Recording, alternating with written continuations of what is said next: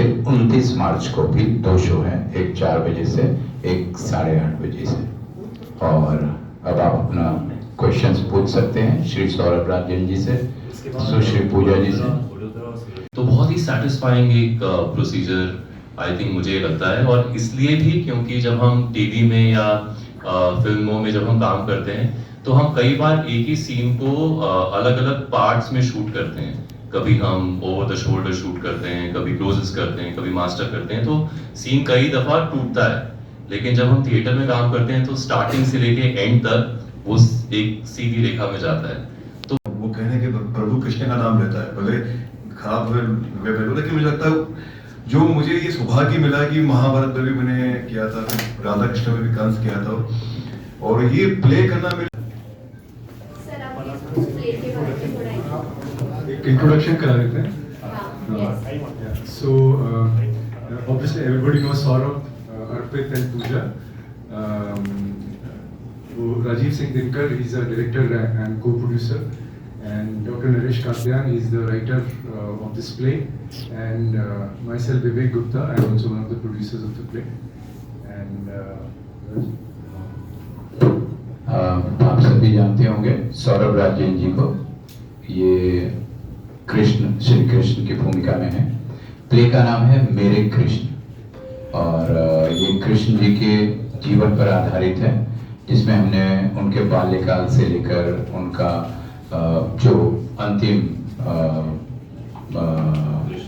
गोलोक गमन तक का दृश्य हमने इसमें रखा हुआ है।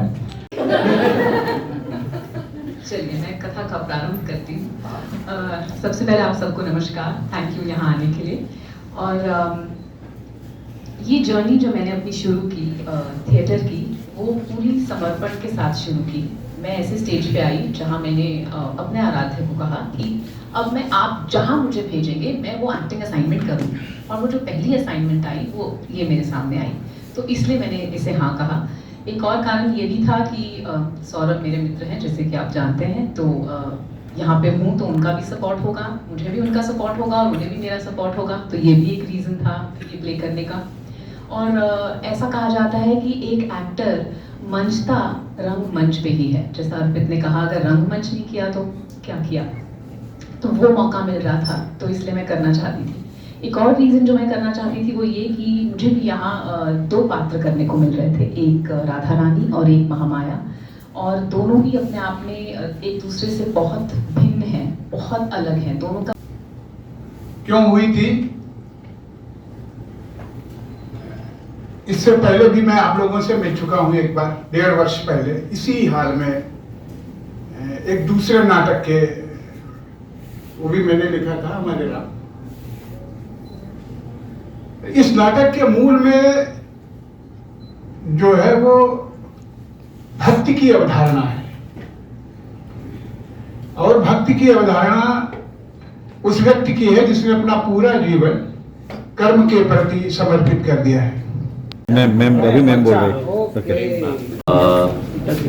हमारे 4 शोज ऑलरेडी NCBA में हो चुके हैं मुंबई में, और अब हम करने जा रहे हैं अहमदाबाद में, 28 और 29 को है यहाँ अहमदाबाद में।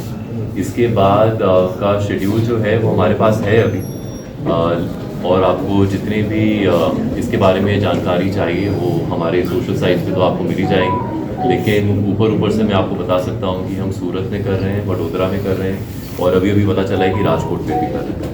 अब बहुत शानदार रहा, पहली दफ़ा है जब मैं रंगमंच कर रहा हूँ, और एक बड़ा ही सेटिस्फाइंग एक्सपीरियंस रहा, क्योंकि जैसा कि हम टीवी या जब मूवीज़ में जब शूट करते हैं तो कई बार सीन्स कट होते हैं, लेकिन थिएटर में आप लाइव ऑडियंस के सामने शुरू से लेकर आखिर तक एक पूरे, जैसे बोलते हैं ना, 1 टेक में आपको पूरा अपना सीन करना होता है, तो एक एक्टर के लिए मेरे ख्याल से बहुत सेटिस्फाइंग चीज़ होती है। सर, इस जिस तरह के जो शोज़ हैं, किरदार हैं, वो मैंने पहले भी किए हैं, पर इस बार मौका मिल रहा है रंगमंच पे आने का, और रंगमंच पे काम करने में बहुत थ्रिल होता है, क्योंकि रीटेक का मौका नहीं होता, कुछ भी गलत हो सकता है, आपको इम्प्रोवाइज करना होता होता है। आपको एक्टर सिर्फ अपना किरदार है वो नहीं लेके आना होता है, अपना दिमाग भी लेके आना होता है, क्योंकि सिचुएशन किसी भी सिचुएशन में कुछ भी घट सकता है। तो आपको अलर्ट रहना होता है, थोड़ा स्मार्ट रहना होता है। तो एज एन एक्टर और एज एन इंसान आप, मुझे लगता है, बहुत मंचते हैं जब आप रंगमंच पे काम करते हैं। और मैं बहुत आभारी हूँ अपने डायरेक्टर की और ईश्वर की कि मुझे ये मौका मिला। और ऑडियंस का बहुत सपोर्ट मिलता है रंगमंच पे। आपको ये पता चलता है कि ऑडियंस जिस तरह से, मतलब एक एक्टर रंगमंच पे या जब हम कैमरा के सामने एक्टिंग करते हैं तो सारी एनर्जी हमारी होती है, पर जब हम रंगमंच पे परफॉर्म करते हैं तो हम भी feed of the energy of the audience. वो एक बहुत ही ब्यूटीफुल एक्सपीरियंस होता है, इसे करके ही एक्सपीरियंस किया जा सकता है। हमारे यहाँ पर संस्कार है, धर्म है, तो गुजरात और राजस्थान बहुत मतलब भाई भाई हैं। देखिए जो सबने बताया कि हमारा बॉम्बे में शो था प्रीमियर, लेकिन जो हमारा आउटडोर जो था पहला शो, तो हम सब बड़े सौभाग्यशाली, जो मैंने अपने फर्स्ट लाइन में बोला कि श्री कृष्ण की जो नगरी है जहाँ पर मतलब द्वारका ऐसा है, तो वहाँ पर हमें अगर प्ले करने का सौभाग्य मिल रहा है तो इससे ज़्यादा कुछ नहीं हो सकता।